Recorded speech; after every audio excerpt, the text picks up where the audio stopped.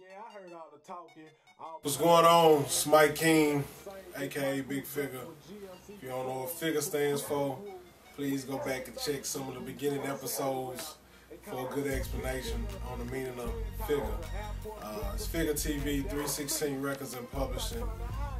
Today, I'm going to briefly touch back and clarify some things. I got a couple questions about the last episode, and I'm going to try to tie it in to what I'm going to be talking about in this episode. Some of the last episodes, as you know, I was talking about spiritual disorders, and basically the question I was given was, you know, how do people who have spiritual disorders still move forward in Christ? The answer that I have for that is if you play on a sports team, or you look at some of the superstars who play on sports teams, even when they're injured, they're still a member of that team. Regardless of what your standpoint in your spiritual relationship with God may be, you're still a part of the team. You may be going through things, and we all go through things, but that doesn't mean that you need to shut yourself off from the world. You know, if you can help somebody, help somebody. Obviously, you want to make sure you're prepared for battle before you put yourself in the middle of the battlefield. But at the same time, I don't know any tactical team, in the reality, any tactical team like with the military who would say that, it's not something else that they can do to train better, something else that they can learn. Tactical teams are constantly learning, even when they go to battle. Some things don't always go the way that it's planned, and everything is not going to be perfect. So just because something is perfect, don't get down on yourself, don't down yourself, don't put yourself in a hole. I know for a fact that I've personally done that in the past, to where I go through something, I slip, I fall, I mess up, and I'm so concerned about what people may think, what people will say, that sometimes I put myself in a hole for a timeout session, and a lot of times I'm getting twisted. You do need to take time out to yourself, regroup, get yourself back on track. But at the same time, you called to do something in the name of the Lord, and we have to understand that it is a spiritual war, and in any type of battle, you have to understand that attack techniques. The devil works his hardest to try to distract you, especially when it looks like you're doing something positive for God, positive in your life. Anytime you're moving further away from the devil, anytime you're trying to move other people further away from the devil, he's going to try to do things to distract you, because that's his job. If he can distract you from doing whatever it is that you're doing, whatever it is you were called to do, and have you hesitate, that simple hesitation allows him to, whoever you were shooting at, to reach that crowd you're trying to reach, that simple distraction, you turn and he's going back over to, a distractionary technique to where he's reaching back out to who you were trying to reach out, or he's used you to get you distracted to go the opposite direction, and whether or not you kind of go into a hole. And like I said, I've done it myself in the past, numerous of times, so busy worried about putting myself down, and feeling like I let God down, or let everybody down who was believing me. But you have to remember, like I said in the last episode, to make sure you stay encouraged. The devil gonna try to distract you. Things are gonna happen. You're gonna get down at times, but remember to shake back and stay positive. Keep your focus, keep your head up, keep your eyes on the prize, keep pushing. Because like I say, we have to be support for one another. And if you keep pushing, you may motivate somebody else to keep pushing. And, you know, when you get down, you may, you know, not motivate somebody else to move forward. They may see you fall and see how you fall back and feel like that's what they should do. So we have to try our best to lead by example by all means. And I guess at that point, I'm tied in to what I want to speak about, because leading by example is something that we call to do as Christians. But one of the biggest things I think we have to be aware of and be cautious of is make sure that we are Christians and make sure we're not self-Christians or Christians about self. And to explain what I mean by that, obviously, you know, most of us know to be Christian means to be Christ-like, to mimic the model that Jesus Christ laid before us. And what I mean by being a self-Christian, Christians who are self-Christians have boundaries. It's a but. I believe in God and I pray 3 times a day, but. Or I go to church on Sundays and Wednesdays, but. That's a self-Christian. It's a Christian who obviously knows about the Word, or obviously knows about Jesus Christ, but they have boundaries. They have explanations to why they still want to do things that they want to do. And obviously, if you're submitting to God, and if you're killing your flesh, you're laying yourself down. You're laying with what you have before God and saying, you know, I'm putting my whole self before you, my all before you. And don't get it twisted. We all are born, we all gonna die someday. Some sooner, some later, some in between. At some point in time, each and every last one of us are gonna die. That's the wages of sin. That's our punishment for the sin.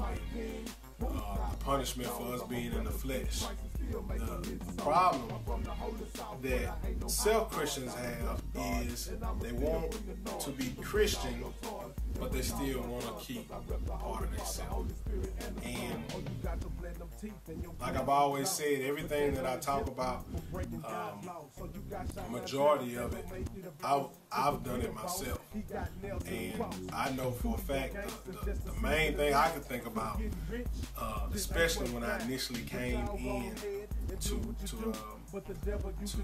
my spiritual growth, was, you know, when we came in rapping under Jody and Rick, you know, they was real big about, you know, the music we listened to. And, you know, the reasons why, obviously, of the meaning, if we gospel rapping, it's kind of contradicting yourself to say you rapping about God, but you listening to this kind of rap. But I had a lot of buts. I want a gospel rap, but I still want to listen to my own music.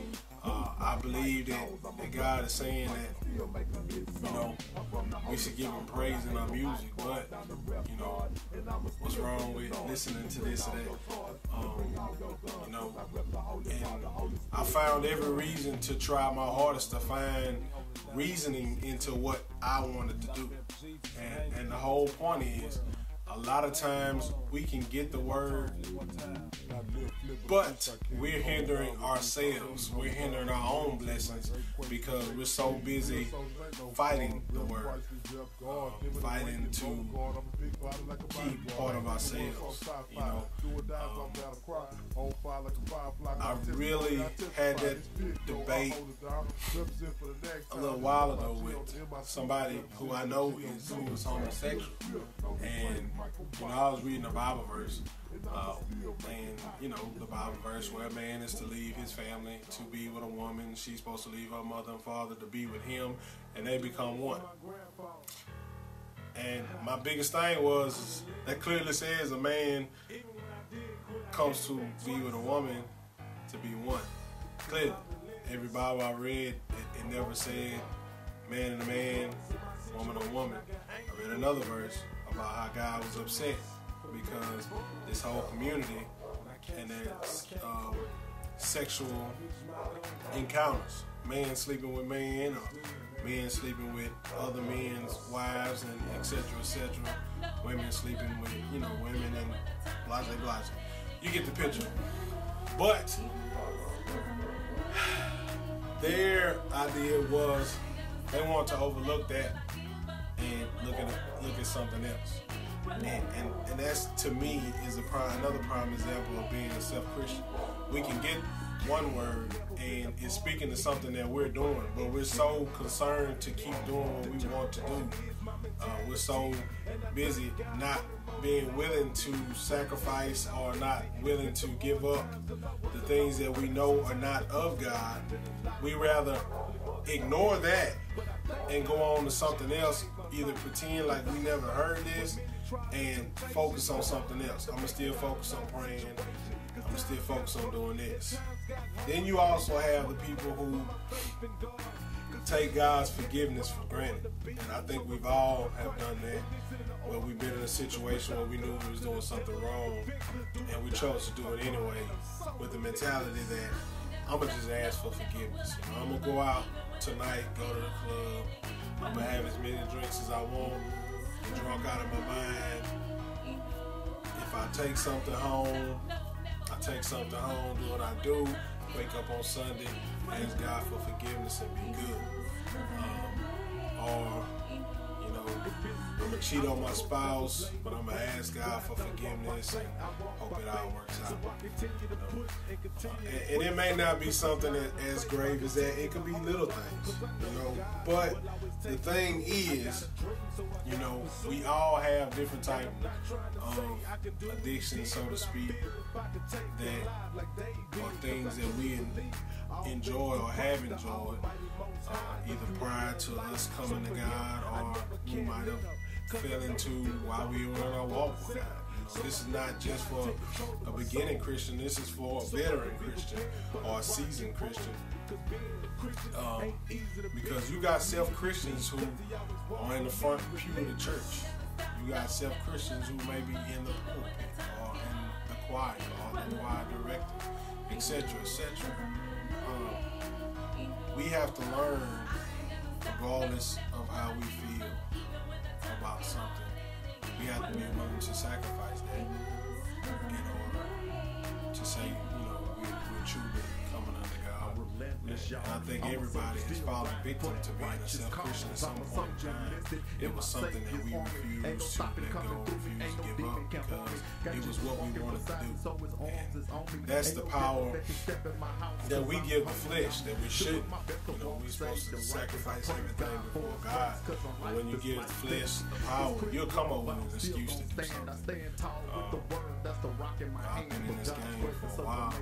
I've had my ups and I've had my downs, I've had my setbacks, and been in the darker times where I completely turned, my back to everything that I believed in, and it was a reason. I was doing what I wanted to do.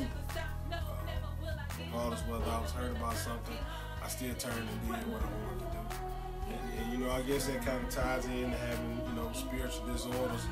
A lot of times spiritually, when we have a disorder, something may have happened that triggered it, but we go back to doing what we want to do. We go back to self. And nothing about Jesus, was selfish. Just simply what he did at the cross was unselfish. And, it's contradicted to say that we believe in him, and, we still have the mentality that we're going to do what we want to do, that we're going to fabricate our own laws under God. I'm going to do what I want to do. I'm going to drink till I pass out, till I faint on Friday, Saturday, and then wake up and have praise. And I think the most interesting thing that I've noticed is since I've been on Facebook, it really amazes me how I watch, certain people page statuses of how I can watch that status one day and be like, hey, you know, that's deep. You know, that's empowering. You know, that's a great quote. That's a great scripture. And then that same person, I can look on another page, on another day, and look on that page, and it's like, you know, screw this person. If you don't like me, be blase, you know what I mean, vulgarity. And the comments they make are completely contradictory to God.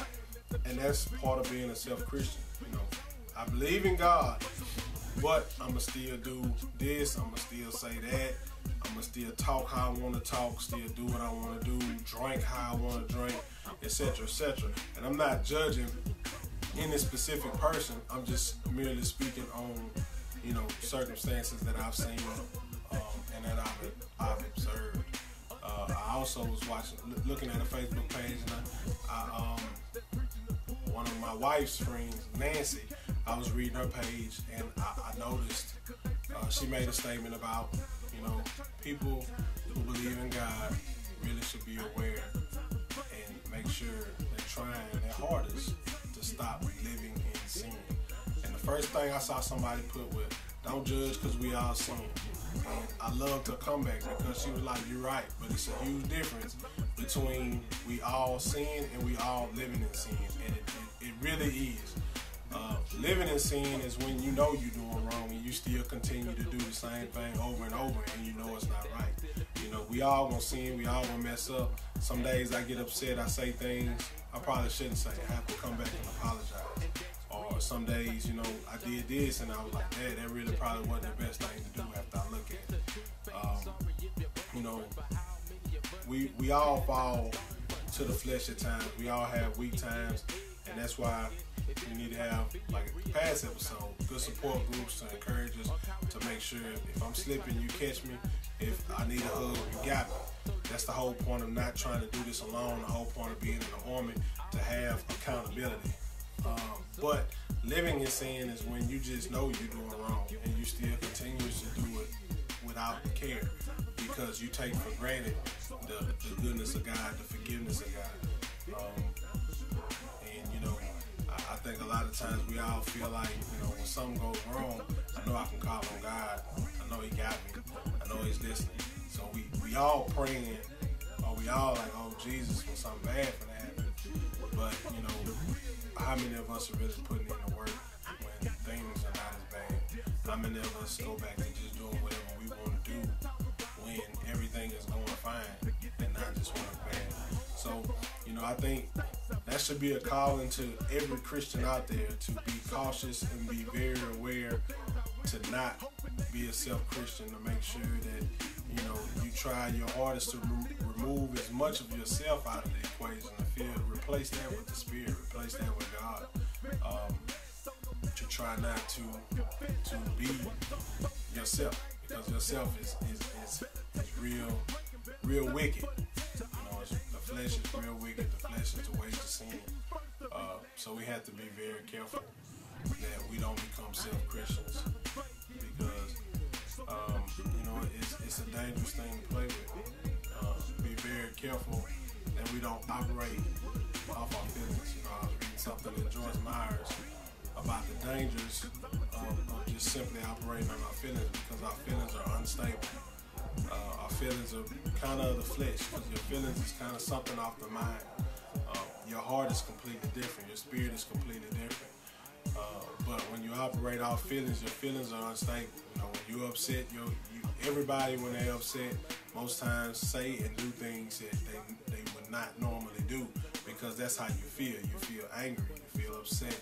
And that's why people tell you, be very careful when you feeling something, that you don't make, you know, unwise decisions, because if you'll make unwise decisions when you're upset, and different things of that nature. But I think the more we be cautious and aware to remove ourselves out of the equation as much as possible. Like I said, we all gonna have our setbacks. We all gonna have times where we don't accomplish that feat. But just be very aware of it. Be very cautious of it. and be sure that we're being Christian and not being self-Christian, and that we're not being selfish, removing self, killing self, and living through Christ. We're supposed to be dead to sin, dead to ourselves, and alive in Christ. We're supposed to be submitting ourselves to God. And we shouldn't have any boundaries. We shouldn't be having any buts. And we shouldn't be just doing what we want to do when we want to do it. We're called to do something, and we need to be motivated to continue to work to do what we called to do. Once again, it's FiGGa TV, 316 Records. If you need to email me, it's believe316llc@gmail.com. You need to hit me up on the phone line. It's 318-332-6737. FiGGa TV, 316 Records and Publishing. We out.